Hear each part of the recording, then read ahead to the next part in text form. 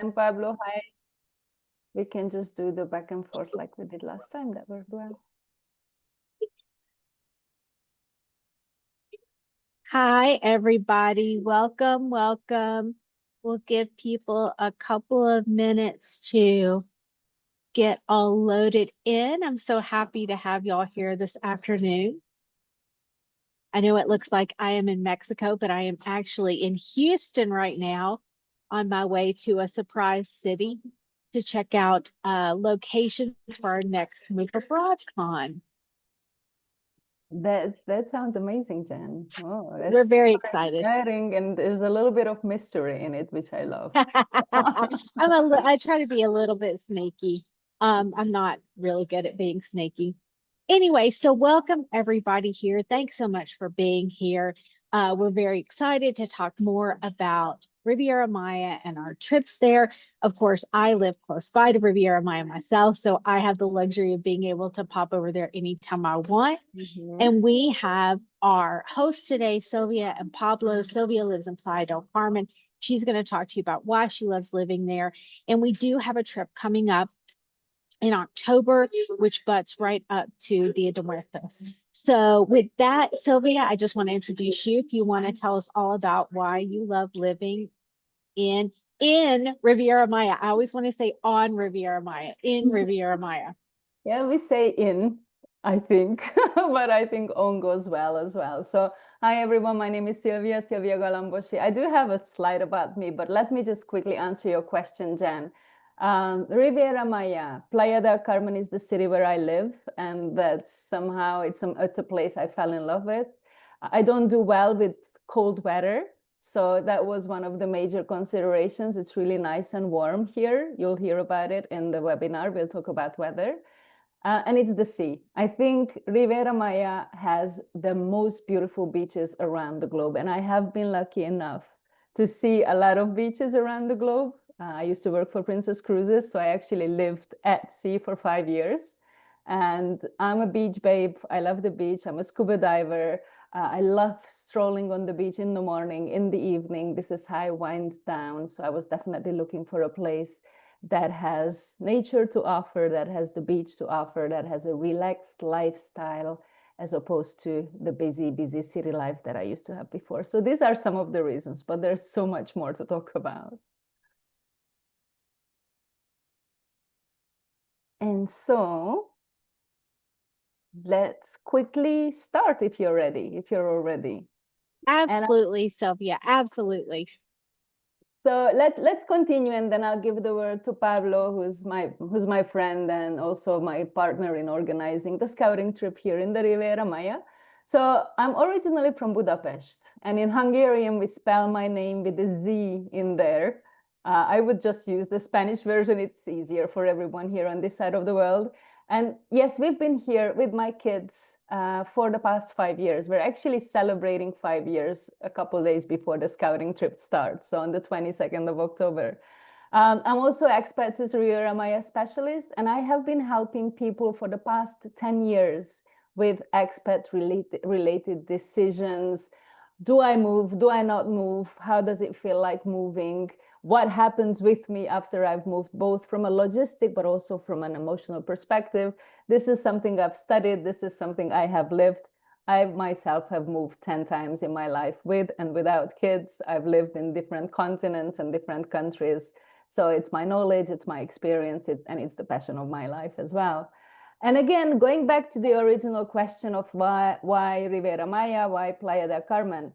So this city is actually 40 minutes away from Cancun, which is one of the major international airports with a lot of flights to the United States. I do run regular business in New York, and I've got daily five flights a day to choose from when I want to fly to New York, direct flights, and there's a lot of other flights to the United States. So it was a point for me to decide, okay, it needs to be very easily reachable. We also have another international airport in Tulum, which is about 70 minutes drive away. It's a brand new airport with another set of great destinations that we can reach from Tulum.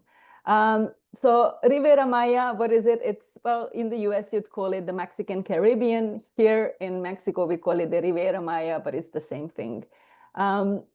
Playa del Carmen, as I mentioned, we call it shortly Playa here, and it's the beaches. The beaches are super accessible. I actually live about a kilometer away from the beach. It takes me 3 minutes to drive, 10 minutes on a bike, or 20 minutes to walk. And there's a lot of beaches that you can reach easily from any points of Playa. It's also a smaller town. I'm coming from the capital of Hungary, Budapest. It's not a massive city. It has 2 million inhabitants, but it's a cosmopolitan city.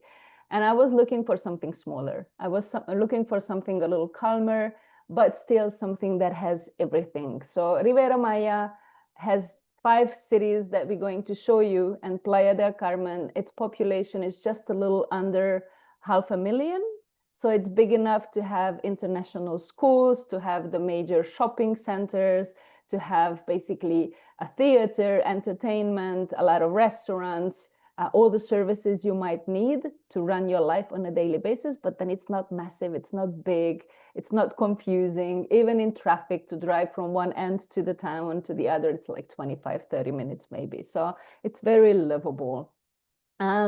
And the other reason why we chose Riviera Maya and Playa del Carmen is because a lot of the people, like you see on the slide, 35 to 40% of the population is actually international, non-Mexican. There's about 80 different nationalities living in Playa del Carmen. So it's a huge expat community. We're all in the same shoes. We all understand each other in a way, and there's a beautiful community. And even when with Mexicans, most of them are from different states of Mexico. So everyone is sort of a stranger here, and that builds this amazing community where you do belong to someone who doesn't belong. So it's really nice. English and Spanish is widely spoken. I do have neighbors here in the complex where I live. They're all retirees from the United States. Some of them have been living here for over 10 years, and their Spanish knowledge to date is very limited. Not because they don't care, because they don't necessarily need it. They get around in their daily lives just with English. They do have helpers who help them with those things that needs to be done in Spanish. But again, English is a good enough language in this area. But also, if you would like to immerse yourself and learn Spanish, it's definitely something you can do.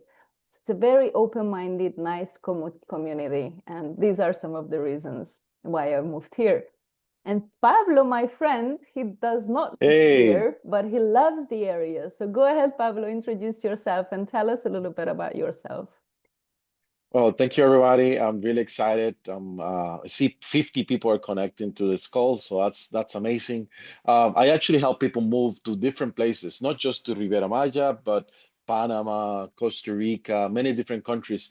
And I can't help it. I am always comparing different countries. I'm always looking at, okay, why people move to Mexico, why people move to Panama, what are the differences, what is more convenient? Because that's kind of like what I do. I talk to like hundreds of people literally every month, and we service a lot of people moving to different locations.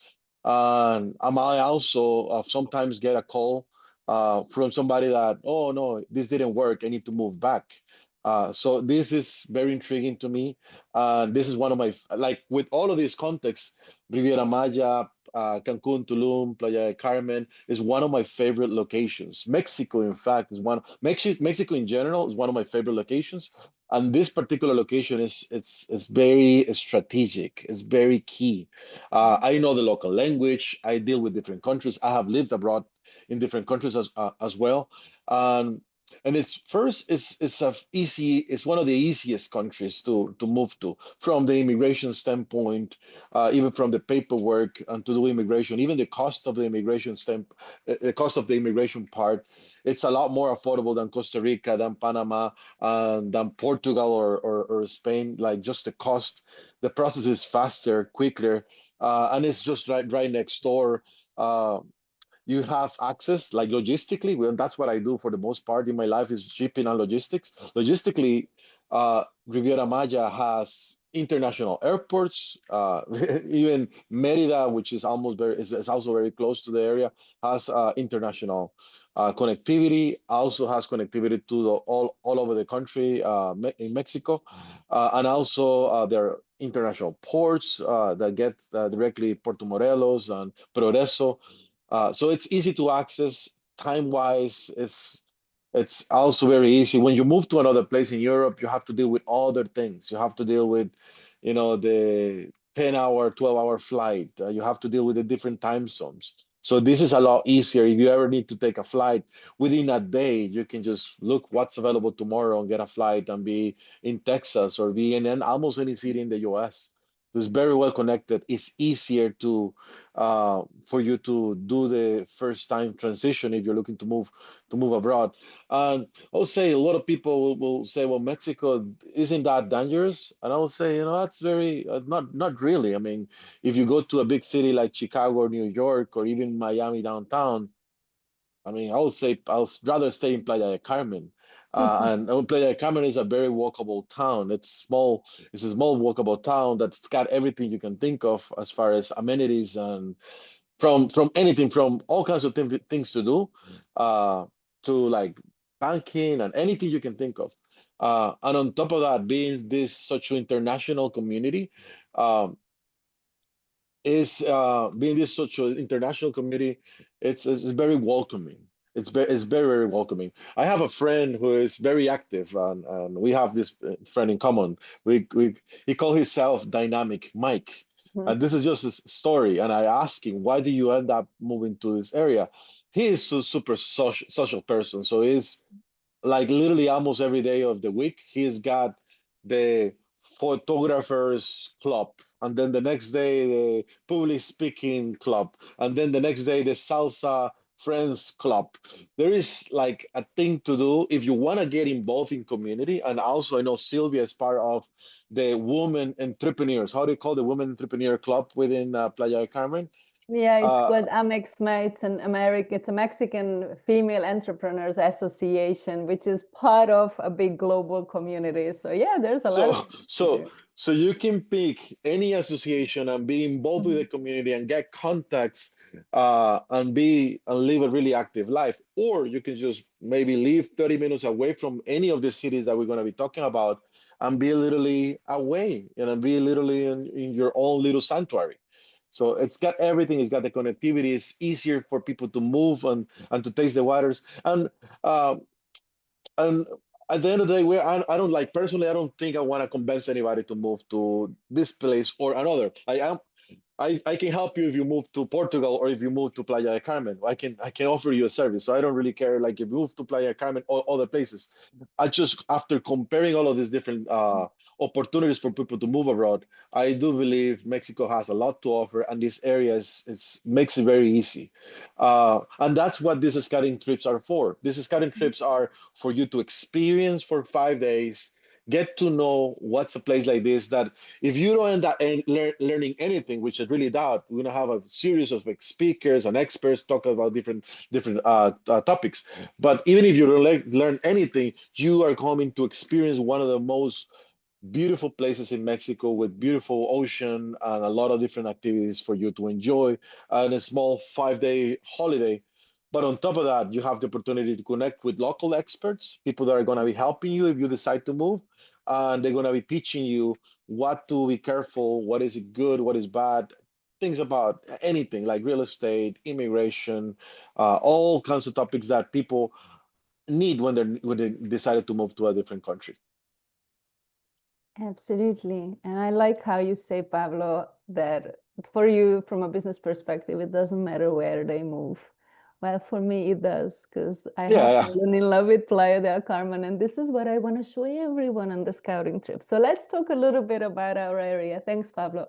Riviera Maya, we use this terminology. As you see, it's this stretch of the Caribbean Sea that stretches from Cancun all the way down to Akumal and Tulum, and it also includes Cozumel, this little island. You see the big airports. Actually, Cozumel, the island itself, has an international airport. And so people who would go diving, scuba diving in Cozumel, they can fly directly to that city. So this is basically the Riviera Maya. It has towns, it has gated communities, it has growing neighborhoods, and these neighborhoods have literally been growing. My first time in Playa del Carmen was in 2006, so almost 20 years ago. Then I was back in 2016, and I told my friend with whom I was traveling, I said, I think we're mistaken. This is not the same city. I am definitely sure. We ended up somewhere wrong because it looks nothing like the Playa del Carmen I had known 10 years before that. And yeah, of course, it was the same place. We went and searched for the hotel where I stayed, and we found it. So it was the same place. It just grew so much. And then we were back 2019 and then moved 2020. And even between 2019 and today, this whole area is expanding and it's getting really, really popular, which I actually love. As we've mentioned, there's all the beaches that you're looking for, but then if you really want to live like an off-grid life in the jungle, like Pablo mentioned, you can do this. We do have jungles. I'm actually going to a dance party, if everything goes fine, next weekend in the middle of a jungle in a massive home, a beautiful house where she built her own dance studio and her pools and she's got a cenote, which is a sinkhole in a cave with water. And she's amazing. I'm going to send you her Instagram because what she's doing is amazing. And so you can live all kinds of lives. You can live a city life, you can live a beach life, you can live a jungle life, you can connect, and you can stay alone if this is what your preference is. They're mentioning here again the two airports, Cancun and Tulum, and then of course there is one on Cozumel. And because I'm a scuba diver, I'm using a scuba diving map here to show you the area. I love scuba diving. Some more fun facts about the Riviera Maya. We talked about the reef and we talked about diving. So what people know is that the biggest barrier reef around the globe, the most beautiful and biggest barrier reef is by Australia, the Great Barrier Reef. But then we don't tend to know that the second biggest one is right here by Cozumel. So again, if you're a scuba diver or into snorkeling, into ocean life, it's a place to be. Cenotes and caves. So cenotes are natural sinkholes that used to be caves and they either collapsed or they didn't. So there can be open or closed cenotes, which is a little cooler water. It's absolutely swimmable and it's full of beautiful stalactites and stalagmites.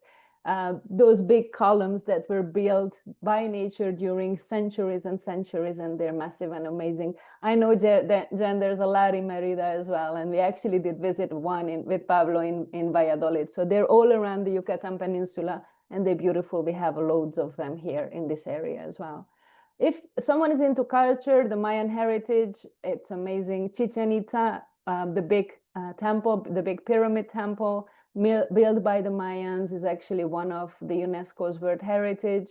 It's a 2-3 hours drive away from us. It's worth looking at. Nature reserves, it's a nature place. So it's jungles and lagoons and seas. So there is another UNESCO biosphere reserve that has mangroves and beautiful wildlife. And then of course, food and culture. Talking about UNESCO, I'm talking about that a lot. But Mexican food in general is also a UNESCO World Heritage. It's one of the intangible World Heritages. And why I love Playa del Carmen, as we've said, even from the Mexican community, a lot of people are from different states of Mexico. So here, if you're into Mexican food, you'll find Yucateca from the Yucatan, you'll find from Veracruz, you'll find from Oaxaca, you find all the different flavors because people who moved here from those areas bring their food with them. So street tacos, seafood, whatever you can imagine, it's beautiful. We do have a lot of vegan options actually that's been growing in the city in the past 5 years. So from a food perspective, if you're a foodie, it's a good place to be. What else? Well, Pablo, go ahead. Look, we've got what to expect from our scouting trip. You want to give a little rundown and an overview? Yeah, one thing I wanted to mention, we basically have a scouting trip that touches in a lot of different places. So we are covering the entire Riviera Maya, which is different cities. You can see here, Playa del Carmen, but also Tulum, Cancun, Cozumel, which is an island. We're gonna get there. by water. So it's a mix of different places. So this is like a three scouting trips in one, 3 or 4 scouting trips in one, because we're gonna touch on different cities, different lifestyles. Um, the first day where we're gonna concentrate is in Playa del Carmen, and this is a strategic place. Most people are gonna be flying to Cancun. Some are gonna catch the fly into Tulum, but Playa is kind of like right in the middle, and from there we're gonna explore. All these locations. So the first day, like I mentioned before, this is a really walkable city. You can have a walk. You can just get a bike and move around, and it's not small, but it's not huge neither. I mean, it's mid-size. How many people would say is Just around? under, under 500,000. So 470 some thousand people. And then you can get anything, anything from, like, you want to get, I don't know, Starbucks, or do you want to get straight tacos, like anything. There is a range of everything and anything, and like I said, a lot of different things to do, from learning salsa, learning Spanish, or getting into any association, or maybe being part of a nonprofit. There's a lot of different things, and there's a vivid expat community. And on the first day, we're gonna do a guided walking tour to one of the main avenues, which is called Fifth Avenue. Uh, on this day, we're gonna have a welcome seminar, and in this welcome seminar, and I think it's kind of like, uh, what makes different this type of scouting trips is, like, we want to focus on learning, not just enjoying or entertainment, but we want to focus on learning. So the first day we want to have the welcome seminar, and in the welcome seminar we'll have an expert on the immigration part, the things that you have to do to get yourself, legalized in Mexico. We're gonna have also experts on real estate, in taxes. Also, we're gonna end the evening, all the things. Like, I would be talking about how to do an international shipping. Mhm. If you end up moving your household goods or your furniture, that's what I do. We're gonna have an expert talking about insurance and the healthcare part. Sylvia, she's gonna be talking about making the decision of moving abroad, and how to make this decision. Uh, and we gonna end up with the Mexican buffet, dinner, networking. So we're gonna have a lot of fun on day one. I Exactly. wanted to say, Pablo, Yeah. I love what you said about like Starbucks and street tacos, because one of the things I love about living in Mexico is that it's not completely new and it's not completely the same. Mhm. And I like the fact that you can transition from one life into the next. We call it a soft landing because, like on day one, when I first got here and I didn't know what any of the words were for cuts of meat, I went to Costco and I got a rotisserie chicken and I knew I could make dinner that night. And then over time, I would learn different things. And I like the fact that you can venture out and do something way out of your comfort zone.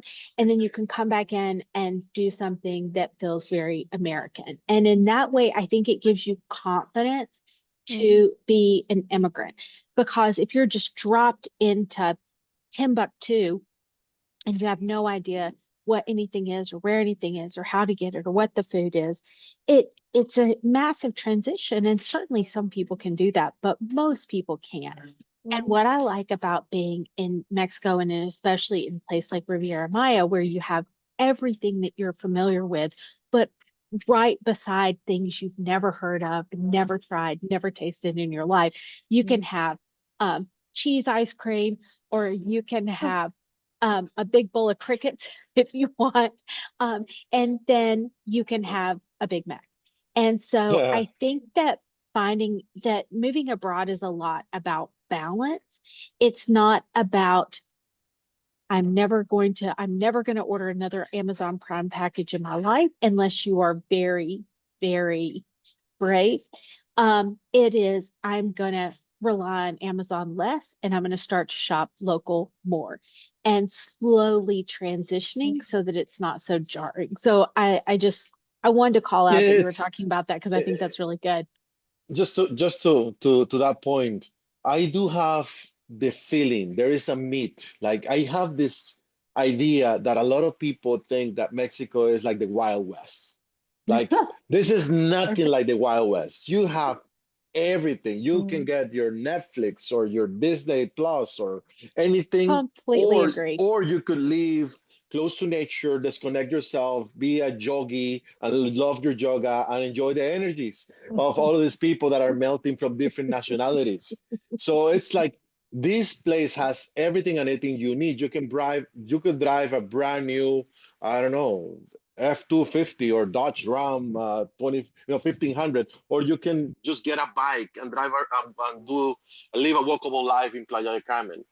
Mhm. Yes. You can do whatever you want. This place Yes. has about everything, flavors for everybody. And I agree. I it's not like agree. the Wild West. It's like forget about these narco movies that they have these sittings on like some. It's not like this. It's beautiful ocean, crystal clear, water, water sports, a beautiful island, Cozumel. It's got everything. Agreed. Agreed.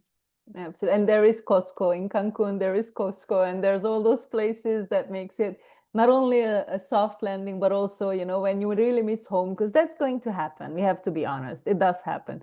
And you just go to Costco and get your things like you used to do at home, and then light the same scent of candle in the evening and just Yeah, pretend you're back at home. So there are peanut butter in there Mexico. is, There yeah, is. there So is peanut butter. I hear there's no peanut butter in Costa Rica, Pablo. That's where you're from. there is. We have.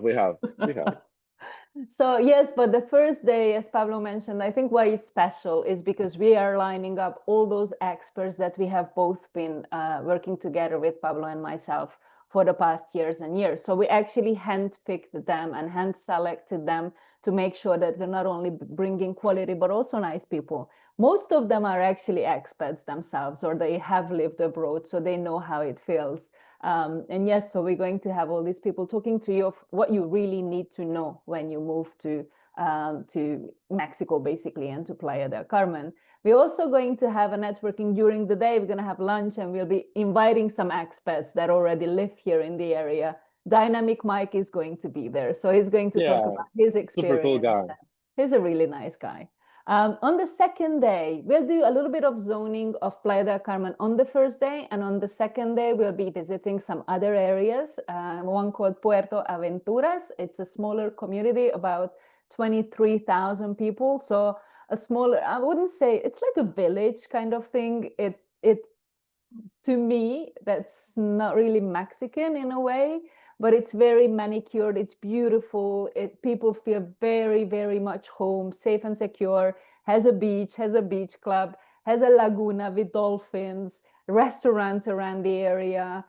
People who live there, there's schools inside, and people who live there would normally drive around in golf carts and they don't use their cars. So, but it's a living zone, it's a living area, really nice, really beautiful, a very different vibe, and really nice atmosphere with golf courses, of course, with the possibility of taking a catamaran tour out of there. They sail out, they have a marina with all these beautiful boats lined up.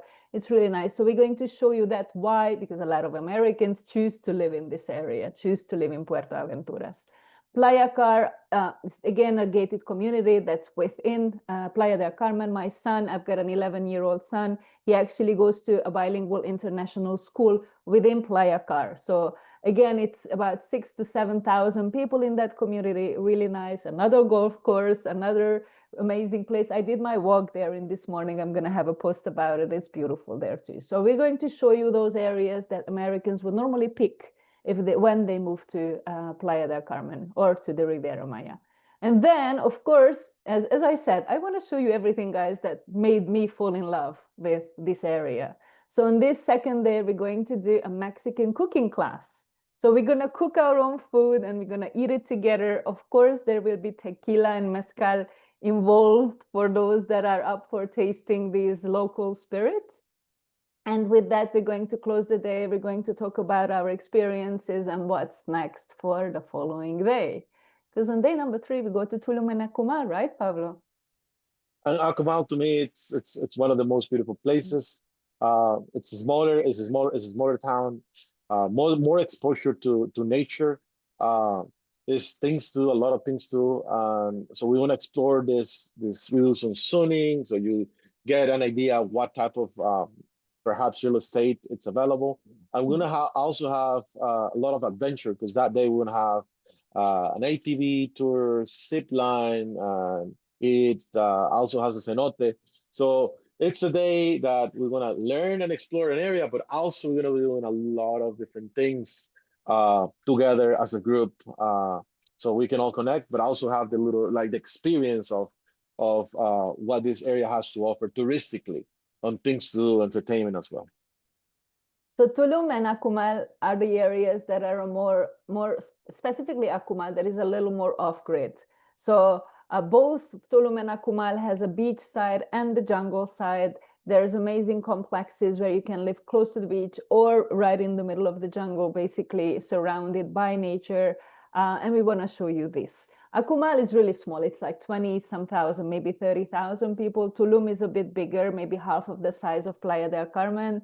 Each has its unique vibe. It's really interesting. Even living here for 5 years, I go to these different places and it's like being in a different part of Mexico. They're very, very different. I think it is time to mention that, as you see, there is a tour, there is an excursion included in almost every single day of this scouting trip. Because yes, it's a place which is not only about living a regular everyday life. If you want to do that, it's absolutely possible.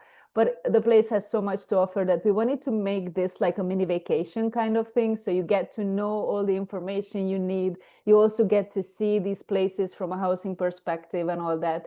But we want to show you what to do and what to experience. All of the tours are absolutely fine, even if you don't want to do them. So let's say, oh my God, Sylvia, I don't want to do tip lines. Like what's going to happen to me? All these tours can be adapted in a way that you can still enjoy nature, you can still enjoy the cenote, you can just lie and relax whilst we're doing the tour. So please don't make that stop you coming to the tour. There's options for everyone. And then of course we're offering optional evening activities for those who have more energy after long days or after full days. That's absolutely possible. And then day number 4 is my favorite. I've just celebrated 25 years of scuba diving on the 2nd of August. So it's been quite a while. I'm a dive master myself. I don't practice my dive master certification in a way of guiding people underwater, but I do scuba dive quite a lot. And so Cozumel is an island, as we've mentioned. This is where the second greatest reef of the earth is, and it's beautiful from a snorkeling or from a diving perspective. So what we're going to do, we're going to take a ferry from Playa del Carmen. It takes about 40 minutes to get to the island, where we're going to board a catamaran. And first, we're going to get to know the island from the water. So we're going to sail not totally around the island, but half through away the island. We're going to talk about already how it feels to live on the island. It has about 110,000 population with a lot of expats living there. So there's a beautiful expat community. And on the catamaran, there is a chance to snorkel for those who are into snorkeling, but also if you just want to enjoy the ride and ride the waves, that's absolutely possible too. We'll be talking about housing options, about investment options on the island during the trip. And also once we get off, there will be an open bar and lunch involved on the catamaran. And when we get off, we do a bit of a walking off San Miguel, that's the name of the city, in Cozumel, and get to know a little bit about that on land as well. So that's our day number 4. And we'll be coming back together with the ferry at the end of the day. And then our day number 5.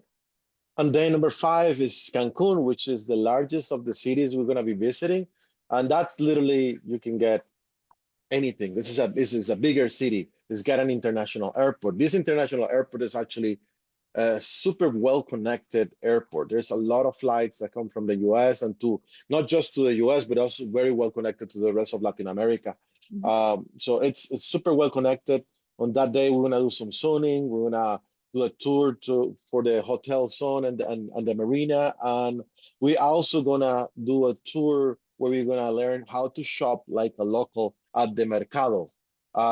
And that's just something that is important. You need to know how people do their shopping. A lot of people come and They just never leave the Costco, but that's also a good idea to go to the fair markets and the mercados and learn how the local Mexican does their shopping. And that's Cancun. And that's Cancun, absolutely, absolutely. Also, this is the last day. So doing the shopping tour on the last day, I think you can get all the souvenirs you want to take back with you. So that's a good one. We're going to eat at the mercado, some really nice food. And that's good. It'll be a guided tour by a local person. So I think we're really going to get the hints. But of course, we're going to have a look at the city. I just looked at the questions in the Q&A whilst Pablo was speaking, and I'm happy to say that all those questions that you've asked will be part of where we're going. So let me quickly continue very shortly about the medical and health overview of this area. You see some of the pictures of some of the biggest hospitals here in Cancun and in Playa del Carmen. Riviera Maya is one of Mexico's top medical tourism corridors and destinations. There are a lot of doctors who actually got trained in the US or in Europe. Many of them and many of the clinics themselves, the ones that you see here, I think all of them are bilingual. They will speak English, and even their coordinators will speak English. So you can basically run anything that's medically related in your own language, and that makes it super easy and accessible. There's all kinds of specialists here. All cosmetic and aesthetic procedures are here available and actually very accessible when it comes to pricing.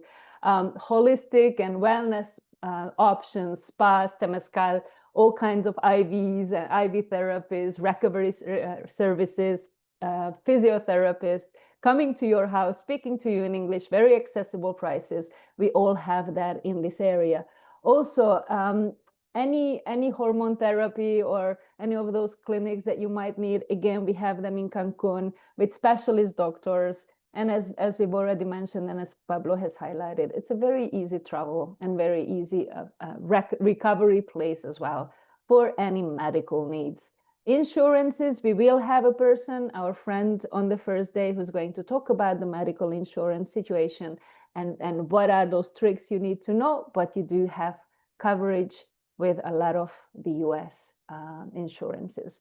Now, I know we had a question about hurricanes, about weather, and about the sargassum. So there you go. This is your slide. It looks like I read your mind in advance before you asked the questions when we were preparing these slides. There's 2 seasons. Right now, we're transitioning from October to November. We'll be transitioning from the warm and wet season to the dry and winter season. So when I say winter, you see the temperature will be like between 77 and 86 degrees Fahrenheit. So it's not really winter in an American way, but it is a little cooler. There's less rain, and it's the most beautiful 6th month of the year. October is already a very good month, and the trip itself is the last week of October. So it'll be very beautiful. It won't be that warm anymore. The hurricane season, yes, we do have hurricanes. They run from June to November normally. This year, we haven't had any. I know we had a question about hurricanes. Last year, we had one that was a category 2, but it didn't do any major damage in the area. The year before that, we didn't have any. The year when we moved, 2020, and literally we arrived, and 3 days later there was a hurricane, and I had no idea where to get water from and what to do in case of a hurricane. I'm moving from a country where we don't have any nature catastrophes or anything like that. So that was an interesting experience. And so yes, we did lose power then for 3 days, and yes, we did stock up on food, but it was nothing major. We didn't have, the area hasn't had a massive hurricane for a very long time. It is here.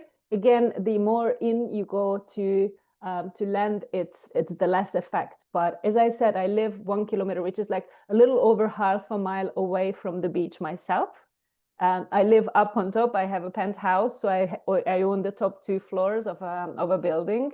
And what I have hurricane shutters. So these are massive curtains, like metal curtains that I can pull in outside of my windows, and they'll protect my apartment totally. So even during the stronger hurricanes that we did experience, there was no major damage, no lives at stake. So we haven't had any of those big ones. Again, I live here in this apartment for the past 5 years.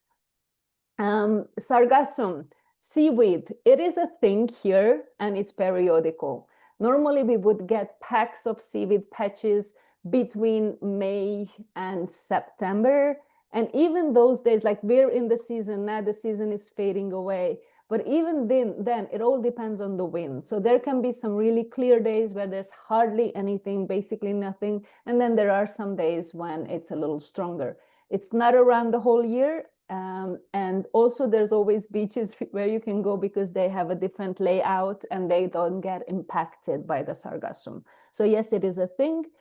It is also a living environment for 135 different species that only live on sargassum. So if you're a nature lover, it's an interesting fact to consider. It was surprising when I first saw it, and then sort of we just knew that it's coming and going. We do have a monitor system where you can check out in the beginning of the day how sargassum is impacting the different beaches, and you just know which beach to go on that day and which beach to avoid. And it's just a period of the year. Water and the ocean, even when it's cold, the water temperature is like 7 to 9 degrees, and I get really cold while scuba diving. So I would wear the same long suits as I would wear in Europe, but it's warm, like 79 to 84 degrees. It can be still refreshing, and it's beautiful for swimming and snorkeling and spending a lot of time in the water. We came in June, this year, and it was the absolute height of sargassum season. And it's a lot, like it's surprising when you see it. But we still we snorkeled in Akumal with the turtles, and that wasn't really impacted at all. And then we spent the week at the pool. It just wasn't that big of a deal. And in Merida, we don't have sargassum, but red tide can come, or or it can be jellyfish week or whatever else, and just different things happen at different times.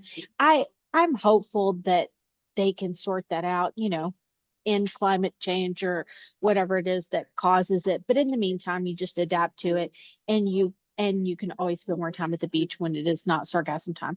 Now, that said, it was where we were for sure, but I was following it online, and people were absolutely saying it wasn't on Cozumel. It wasn't on Isla Mujeres. It wasn't in parts of Cancun. So yeah, it's right there where we were, but it didn't mean that it was everywhere. Absolutely. With that, I have to add, and a lot of people ask me, moving to different countries, some of these challenges that are depending on the weather or depending on what's happening with. This is a good example. What's happening with nature, and I always give an example like this. But what will happen during what happened every year in a city like New York during winter time? There is a big investment from the local government to clean the roads, to keep everything clean, to cut the trees that are falling off.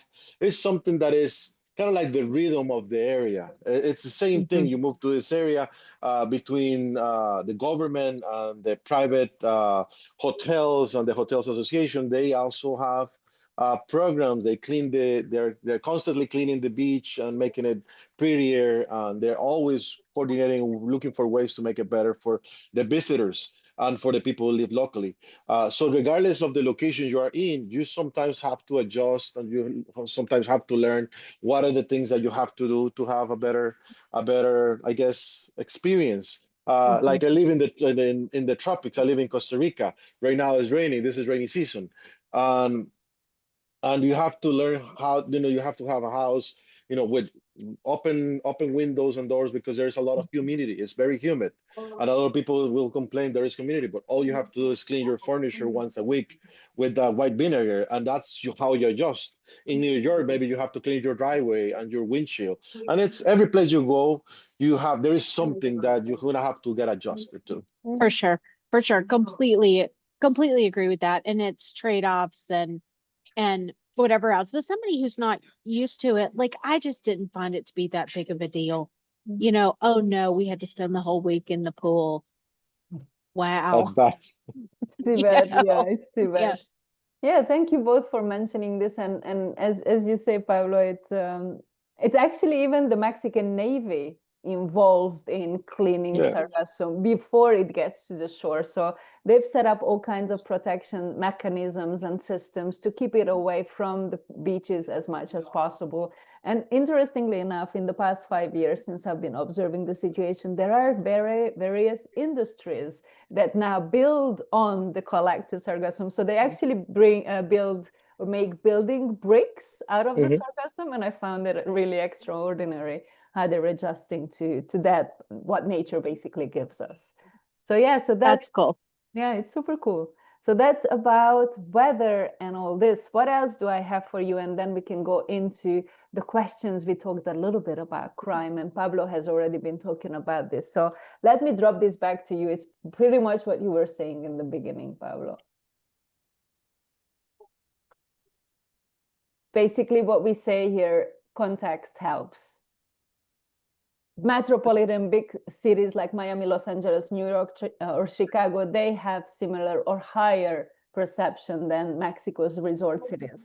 I've been, as Pablo mentioned, I'm part of a Mexican association of female entrepreneurs here in the Riviera Maya. It's 76 of us in my chapter. And we just had a session with one of the civil protection agencies here, and they showed us figures and numbers about the crime rates in the area. And it was really interesting to observe that, specifically in Playa del Carmen, but in the whole area since 2019, so in the past 6 years, there's a massive decline in any crime rate. Government has been putting in a lot of effort about protection of all the people here, locals as well as expats, and they've been achieving and reaching really, really nice goals. So again, I have moved with my babies. My kids were 7 and 8 years old when we decided to move here. We've been here for 5 years and we've not encountered any incidents. And then again, as in any other big cities, you can be at the wrong place at the wrong time. But that's not Mexico specific. It's not the Riviera Maya specific. So putting it into context, I have felt very safe. I do go out alone. I do go out drinking with my friends in some evenings, or just celebrating, or just sitting down for a dinner. I do take my kids out for walks. We do all the things like we would do in any other city around the globe. So it's absolutely fine. And a lot of visitors and a lot of people who live here feel very safe. I have friends from the United States who moved here with their kids, and they said that they actually feel safer here with their kids than they had felt back in the United States. So this is about, I think we did have a question about. And it's borne out in stats too. Women live as long in Mexico as they do in the United States. Mm-hmm. And there are plenty of other complicating factors, and women still live as long. Men live a little less long, but the tiniest amount. But that just shows that it's equally as safe. Exactly. Yeah, and I have another angle to this. Because I talk to people that move to Medellin, Colombia, and also to different beach towns in Costa Rica, and also in different places in Mexico.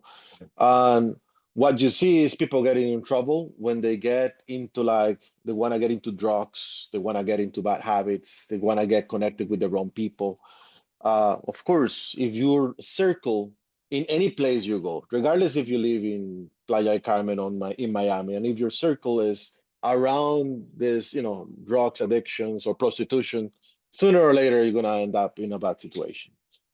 I'm sorry, I have to be, but this is how, like, I talk to all of these people who are experts relocating people to Medellin or to in Costa Rica, different places. Like, yeah, as soon as somebody gets into, like, getting some of these, bad habits and bad connections and relationships, sooner or later they're gonna get into a bad relationship that is gonna end up, being a problem for them.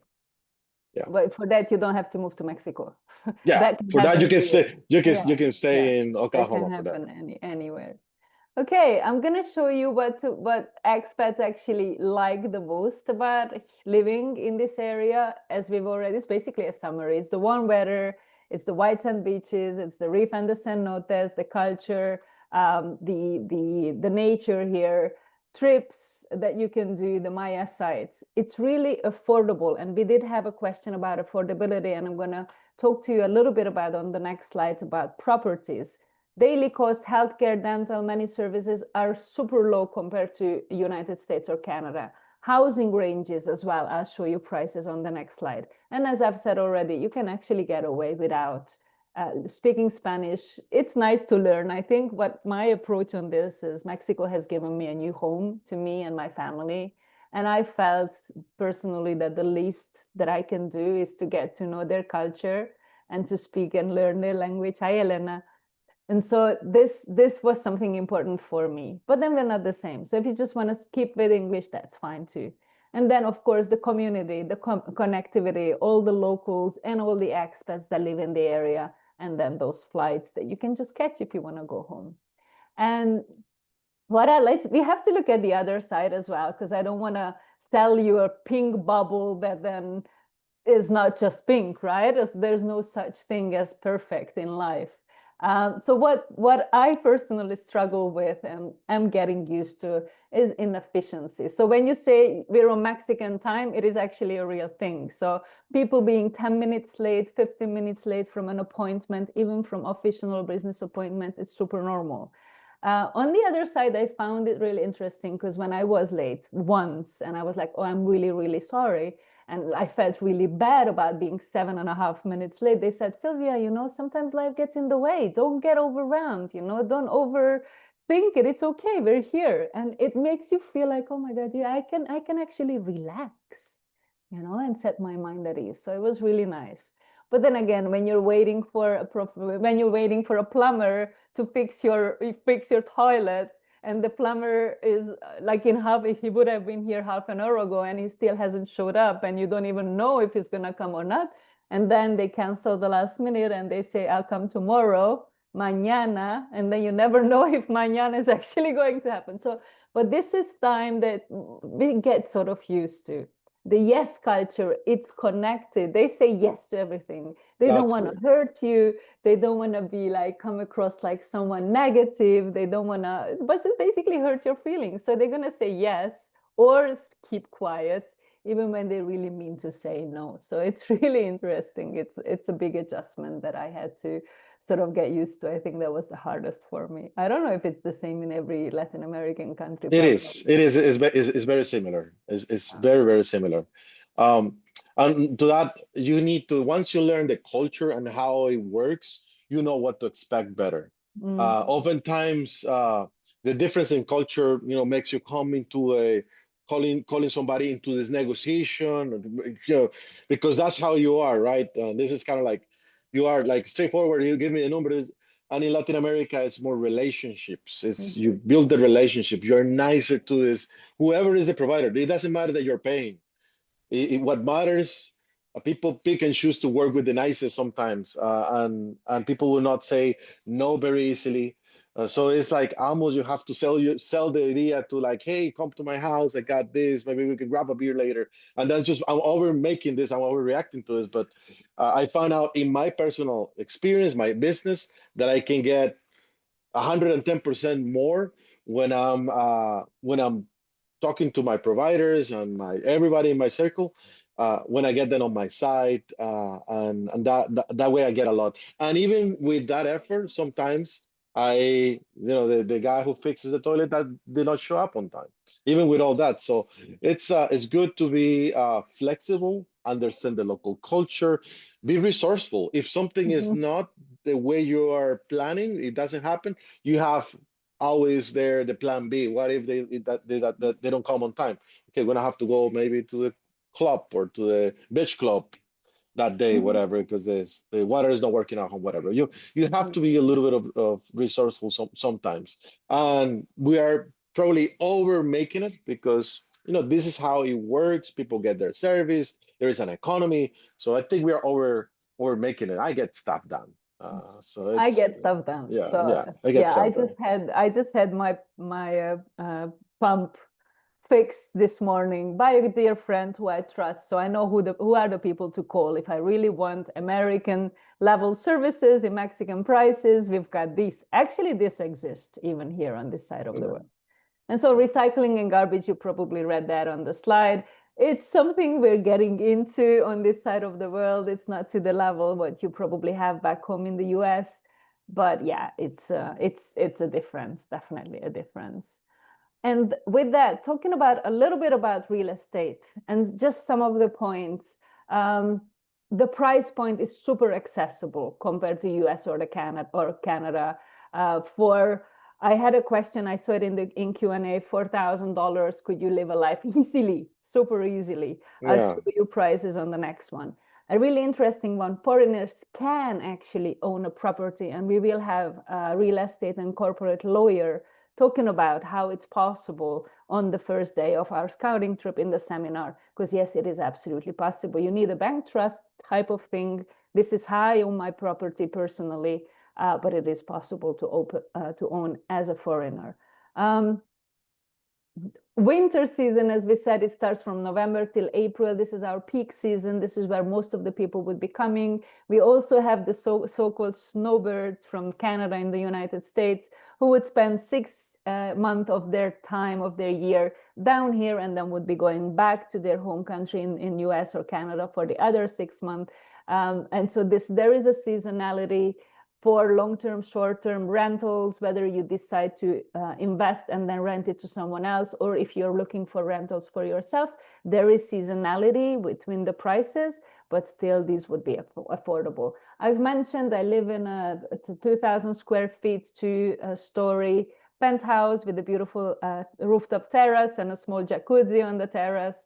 I could rent this for about, I would say for about $1,500 per month. And I could probably sell this if I wanted to sell this somewhere around 400,000 US dollars. And it's sort of a bigger penthouse in a beautiful gated community with 2 pools downstairs with a small gym that's available for everyone. And we're only 24 altogether, 24 units. Sylvia, it's so fancy. It's so fancy, right? You're I like love it.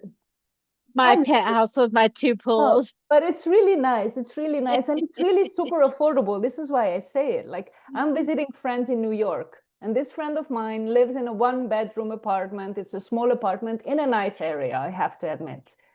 He pays $3,500 monthly for the 1-bedroom in New York.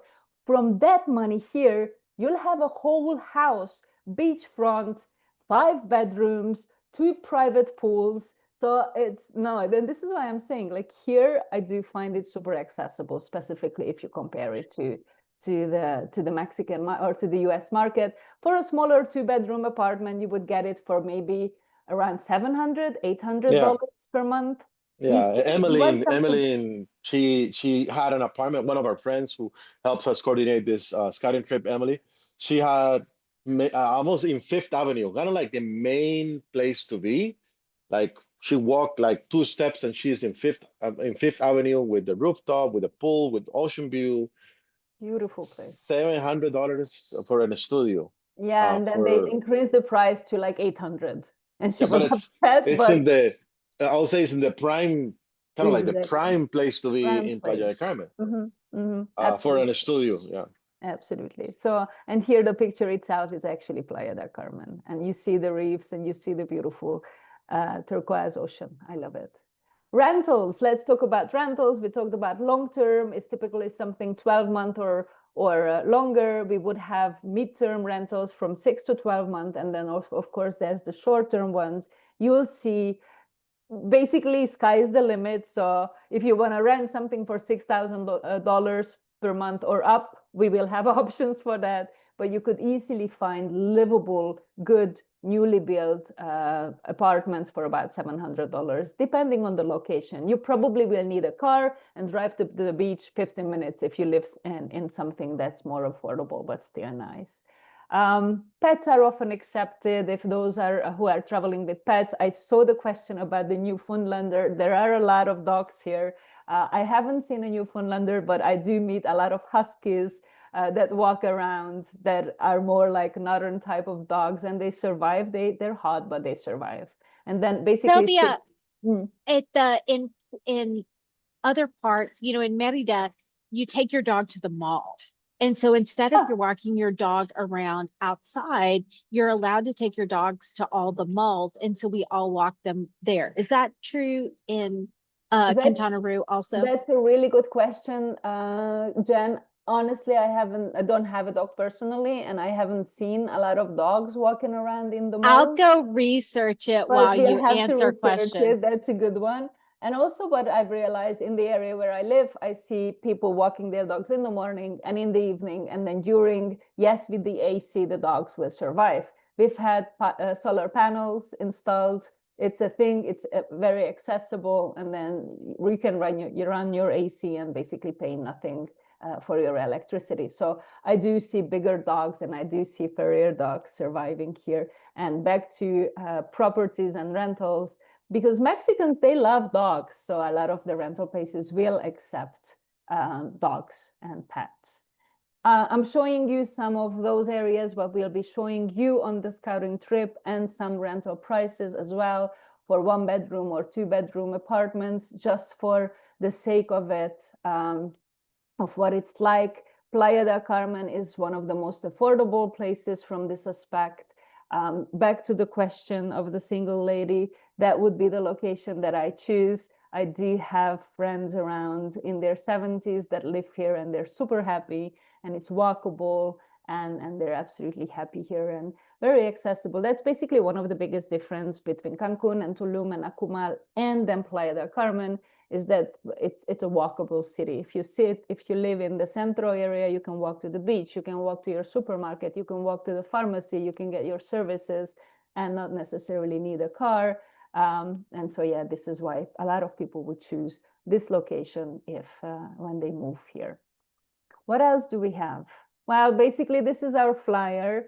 And then the time also for the Q&As. We love to say that it's 5 days and 5 cities and just one life-changing experience. So come and let us show you what made me fall in love with this place and why we think it's an amazing, amazing option for the next chapter of your life if you're deciding or considering to move. As Jan said, it's a soft landing. It's easy. And again, to a lot of the US cities, it's a 4, 5 hour, 3 hour, 2 hour, to Miami, a 1 hour direct flight. So it really feels a lot like home, at least for us. So I'll put this is Pablo and his contact information. This is me. Follow us. We do share a lot of information on the scouting trip on our social media. We have had a lot of recordings, live recordings, which you can find on our Facebooks as well. Which we were talking about in depth about the different days, about the different experts who will be presenting. So it's a good one. Let us know and we'll be happy to share those links with you so you can look it up. I know this webinar is getting recorded as well. We did have a question about can it be rewatched, and I think it's getting recorded, right? So yes, and we'll send that out. So, and by the way, to the person with the dog, I can't find stuff fast enough, but I did a search, a quick search in Cancun, found like 5 malls, Marina Town Center, Plaza La Isla, a bunch of malls allow pets. That's Cancun. okay. So, and I was it's going to included say a lot of places. La Isla has to, because La Yeah. Isla has a mall in Merida and it is the most dog friendly Yeah. mall of all. And you even make friends. Like one of the first people we met, they had a pit mix like we have. And so our dogs got to know each other. So then we started to talk and make friends, and it's really common, and people are just really friendly to your pets there. So I wanted to interview y'all about some of the questions people have in the chat. A lot of the questions were answered, like you said, about healthcare and about weather and about safety. Someone wanted to know about drinking the water. What is it like? How do you get water? How do you clean your fruits and vegetables and things like that? Because most people don't drink tap water in Mexico. No, that's absolutely right. And it's a very valid question. I don't drink tap water, which with a slight modification, I actually do drink tap water. I have an ionizer system. I have a water cleaning filter system. So I actually have 2 taps coming into my sink. One that I use to wash the dishes, and also I use the regular tap water to wash my vegetables and fruits, which is absolutely safe. And then I have another little posse that gives me drinking water because it goes through a 2-stage filter system. So that way you can avoid using the big garrafons. So there is the garrafon water, which are like whole gallon bottles that if you don't have the water filter system in your house, then that's what you buy. The trucks are coming around twice a week, and you can just change your bottles, and you can always have bottled water at home, which we use for cooking, which we use for drinking, basically eating purposes. Regular tap water is absolutely fine to wash your teeth. So brushing your teeth, I used regular tap water. Washing our fruits and basically rinsing it, it's absolutely fine. I don't cook with it. And why? So studies show that it's not the bacteria, it's not something in the water that makes you sick. On the peninsula, on the Yucatan Peninsula, the water is so hard. It has so much minerals in it that it actually gives you a kidney stone. So that's why people don't drink the water. It's not because it's full of bacteria and it's going to make you sick. No, it doesn't. It's just, I know that is true. Sometimes in places like certain places on the West Coast where they really have, or in Central or in the North, where they have a real problem with bacteria. But that's exactly right. It's the hard water. And boy, you learn it fast because you can see the mineral residues or in your hair, whatever else. But like for us, we have a reverse osmosis system in our rental. It means that we have drinkable water. We have 2 taps, just like you were saying. One is drinkable. It also makes ice. But other than that, we have never gotten sick. We've been here a year and a half. You've been there much longer. I do rinse if I'm concerned about fruits or vegetables. I have a like a little colander system, and I'll put them in water, and I'll put in a little bit of lime juice or vinegar and just rinse them that way. And that way, easy breezy. And I don't have to worry about it.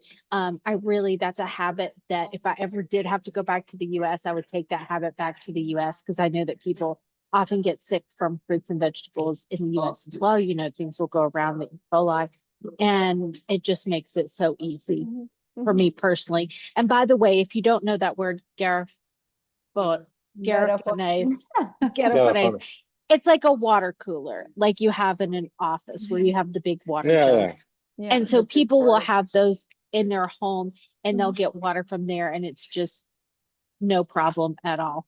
Anything else about the water before I ask another? It's coffee. I think they asked about coffee. I use drinking water to prepare my coffee. And again, it would probably be fine, but it would, because of the hardness of the water, it would ruin my coffee maker, so that I don't want to risk.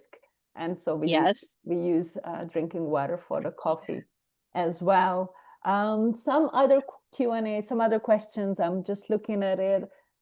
Yes. So somebody asked for somebody who's older, 76, in good health, active, working remotely, and loves to travel. Where would you live? And I will tell you, so the whole point of the scouting trip is that it's vibes, right? So where the vibes are right for you. And so Sylvia's going to answer like places that she would pick, but at the end of the day, you are going to get to one of these places and it's going to feel like home, or it isn't. And there are all these places that look great on paper, but there's going to be a place that just speaks to your heart, or there isn't. And that's a great outcome of a scouting trip too, right? Because for the price of a couple of $1,000s, you can avoid a decision that could cost you tens of thousands of dollars. And that's the whole point of the scouting trip. But I would love to hear, Sylvia, what you would think about somebody who is 76 years young and active, and where they might want to live.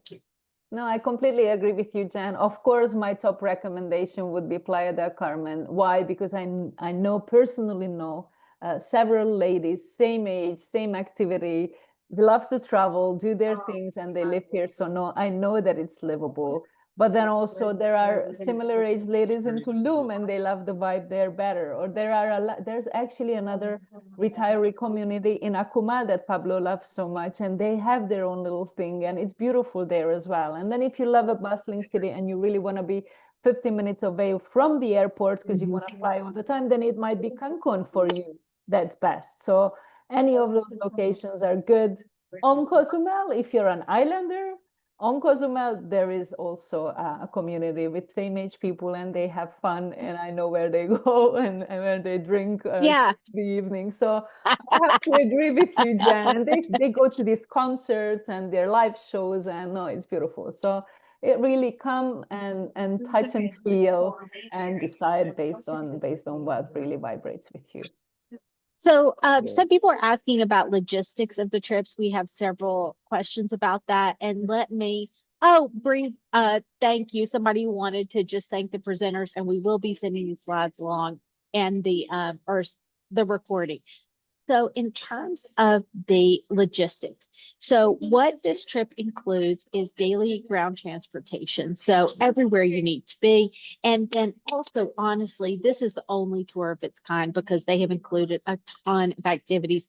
By the way, we were already planning to come to the seminar, but now I'm thinking that we need to come to day 2 as well and go to cooking class because I would just kill to come and cook with everybody because that's just so much fun. So we'll just have to. Jan, can I do a little teaser? Because Yes. the chef who's going to tell, yes, I am doing a little teaser, Pablo, for you as well to stay for the whole trip.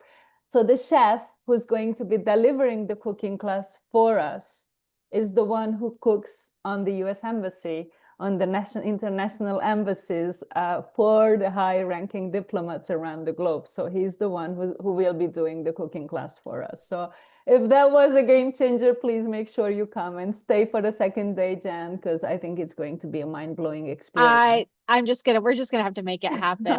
But anyway, so people are also asking about accommodations, and on the tours in 2025, accommodations aren't included. The idea behind that was so that people could come at a different number of price points. Now, I will tell you next year we're going to have accommodations because it does simplify things in a lot of ways. But this year is a great opportunity, especially if you want to save, because you can come in and book accommodations at any price, whereas next year everybody will be paying the same price. So Sylvia, can you give any kind of tips about how accommodations will work? Ooh, someone just brought me a glass of wine. Oh, nice. Hey, hi, Brett. So Love is in the air. all right. So basically, if we talk about logistics, we would recommend everyone to fly into Cancun. We already have people signed up for the trip. I just had a call with them in the beginning of the week, and they had the same question. Okay, Sylvia, where do I fly? And how do I get from the airport to Playa del Carmen and all these things? So Pablo's already mentioned our friend Emmeline. Emmeline is the one in charge of transportation and arranging all the excursions, which we've shown. Those ones that we have shown as part of the day are actually part of the price you're paying for the scouting trip already. So you'd be flying into Cancun. That would be our recommendation, would be to arrive a day before. So on the Sunday, arrive to Cancun, and we'll be able to help you with transportation. It's always recommendable to book your transportation with us or with a trusted provider rather than jumping into one of the taxis in Cancun. You don't want to do that. Unfortunately, Uber is not available here. So it's not an option. And this is why we'd be happy to help. Emmeline is happy to help individually everyone who needs transportation from the airport to Playa del Carmen. And why do I say Playa del Carmen? That is going to be our center location for the scouting trip. Every day's tour that we organize will be leaving from the center location, we call it Centro, of Playa del Carmen, to the different cities that we will be visiting together. We'll have a bus that will take us together everywhere. And so when people sign up, I normally send out, we call it the ultimate guide, which has the detailed program. And it also has a list of recommended hotels, different star levels, recommended rentals, recommended Airbnbs for people to able to pick those that will be close to the locations of the seminar and our meeting points for the day. So from a logistic perspective, arrive to Cancun, we'll be happy, or organize and book your transfer online. Do it prior to arrival to Playa del Carmen and book a central location in Playa del Carmen, and we'll be happy to help you with the links of where our starting points are for the days. We would recommend, again, and Jen already mentioned, that we'll finish the trip on the 31st of October which is the Day of the Death night. So it's the night of the Day of the Death. There is this amazing place here called Xcaret. And a lot of people from around the globe and also from Mexico would be traveling to Playa del Carmen to actually watch the show of this place called Xcaret for Dia de Muertos, for the Day of the Dead. It's a massive happening. It's a beautiful environment. So a lot of people actually fly in just for that, and you will already be here. So it's something we can help you with if you'd like to stay for the night, stay for the Dia de Muertos celebration, the 1st of November, extend your trip with another week for another week. And that's super cool. But also you can fly to the next location and continue with the next scouting trip, right, Jen? It's in Mexico City from the 1st of November, I believe. That's right. And someone asked about us doing a seminar for Merida. It's a smaller trip and it's almost sold out. So we won't be doing another seminar, but you can easily book both if you'd like to compare. We have a number of people who are doing multiple trips. So they're comparing different parts of Mexico to each other so that they can choose. And that's why all the trips are kind of hosted back to back. So you can say, you know what, I'm very interested in comparing Riviera Maya to Puerto Vallarta, or Riviera Maya to Oaxaca, because those are the two places that I have in mind, or Riviera Maya to Merida. Now, those two trips aren't back to back, but they're very close together. So you would have a few days in between that you could stay and explore more places in Riviera Maya, or you could head over to Merida, or you could try someplace in between, a smaller city like Valladolid, or Izamal, or even down to Chetumal, or even Belize, if you wanted to compare Belize to those places in the meantime. Someone asked about taxes, and you do have a tax person coming to the seminar, right? We're nailing down a tax person. We do have an international tax person who's Mexican, but she lives in Panama. And so we're finding a local person. I understand, yes. But if it's not that person, we will have an international tax advisor that can help with that. So it's absolutely fine. It's a question of a lot of people. So this is why we want to make sure that we find the best one and we find a trusted source. So we're on the search for this. But again, if we don't find someone here, we do have a global person who can deal with that. And so that's going to be absolutely available. And we do have someone to do your US taxes. We have several people. So you can always talk to one of our people for that. But Sylvia, I was going to suggest maybe Amy's person from Merida could also travel out if your person from Panama couldn't make it, because I know she loves her person. And so to wrap up, someone wants to know where I live, which is, again, is in Merida. I love being on Yucatan Peninsula. I think it's just the most special, holiest, most sacred place on earth. I'm not a spiritual person. I'm a big science person, but you can't help but feel. I took all of the expatsy people to visit Uxmal, one of the Mayan ruins here, this past weekend, and it's so incredibly touching and moving to see these cities that people lived in thousands and thousands and thousands of years ago and created systems that we use today. It's unbelievable. I can't recommend it more. I think that Merida is, it's an ordinary city. It's a very just ordinary Mexican city, and I like that about it. But I also love the aspect of Quintana Roo, where Sylvia lives, in that it is just stunning tropical beauty at every turn and every outdoor activity. And I think that the two together are especially magical, because you have like a workaday city, and then you have all of these incredibly magical coastal cities, and they both have a lot to offer. I am coming over to get me some of that cosmetic surgery soon. I'm totally doing that. I'm doing one of those deep plane neck lifts like you see all over TikTok. I'm on board. But I'd like to wrap up with this last question, which is, Sylvia, what made you decide to move to Riviera Maya? Let me continue where you left it, Jen. You've been here in Mexico for about a year and a half. I've been here for 5 years. So what's your spirituality growing? I am a very scientific person myself. I studied economics, I studied psychology. it was all about scientifically proven methods for me up until I moved to Mexico. And then, as you say, you can't help but feel. So it's really interesting from this aspect. And these 5 years have been exponential on my growth in so many aspects. Why did we decide to move? Long story short, I used to work for Princess Cruises. I used to travel around the globe. I have known the area since the beginning of the 2000s, and I loved it. So we kept on coming back. How we said a scouting trip is a good thing to come and feel how it feels like, feel the energy, feel it if it feels like home. And so since 2019, this place felt like home. We invested in the property that I live in. It was an investment for Airbnb-ing it out and maybe coming once or twice a year for scuba diving and family holidays. And then 2020, COVID, the pandemic hit. And back in Europe, just like in most of the United States, it was heavy. It was really bad.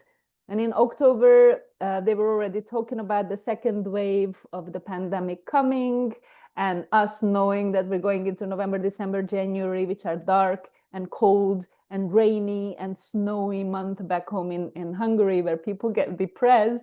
We did own a property here, and it was a no-brainer. We asked the question, are we going to ride the waves of the pandemic in the darkness in Hungary, or are we going to ride the waves of the Caribbean Sea here in the sunshine and with vitamin D? And so it was a no-brainer. We decided to come at that time. We came for 8 months. We came for 3 weeks, stayed for 8 months, went home, sold the cars that we had, rented out the house, came back for another year, saying, let's see what it has to offer. And that other year ended 3 years ago, and I'm still here. So a lot of things have changed around in the family, but we're still here, and it's been 5 years. So Any regrets? No. Yeah, same. Not at Same. all. People often ask me, what do I miss? What do I regret? What do I wish I had known? Yeah. Well, so Jen, No, yeah. I don't miss anything that isn't a person. I have Mhm. absolutely no regret. And the only thing I wish I'd done differently was do it sooner. Yeah, well, exactly, right? And so I still go back home to Hungary. I spent a month at home during the summer, and it was beautiful, and I couldn't wait to come back. So it gets to the point where this feels like home, home feels like home, Hungary feels like home for a short period of time, but then it's nice to come back. Wonderful. Well, y'all, thank you so much for doing this today and going over, since we had so many questions. We appreciate you so much. And we'll be sure to send this recording out to everyone.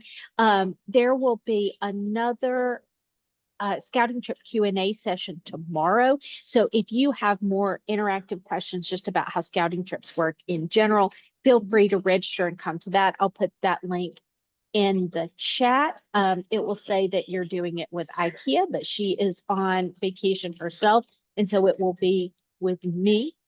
And then if you want to go ahead and book, you can do that too. And I look forward to meeting everybody who's on that trip. Thanks so much, y'all. I appreciate it. Jen, thank you for giving us the opportunity, and thank you for all the participants and all the questions. We're super excited to have you. See you soon. See you soon. Thank you. Bye. Bye.